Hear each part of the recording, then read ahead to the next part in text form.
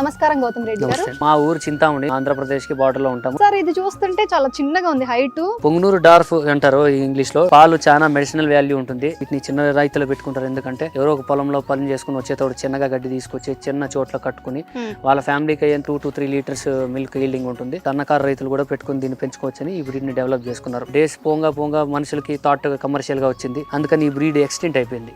వీటితో meat purpose కాదు, milk yielding కూడా చాలా లేదు.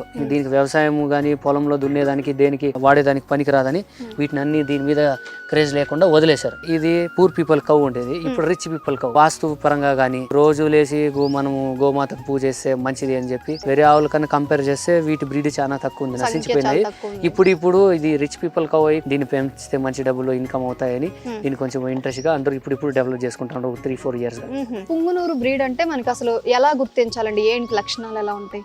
ఇలా గోపురాలు ఉంటాయి, ఈ దేశీ కౌకైనా ఇలా ఉంటాయి. చిన్నగో 3.5 feet లోపల ఉంటాయి. మళ్ళా తోక నేల అనేటట్టుగా ఉండాలి. ఏమేం కలర్స్ ఉంటాయండి? ఇది బ్లాక్ ఉంది, ఇంకేమేం ఉంటాయి?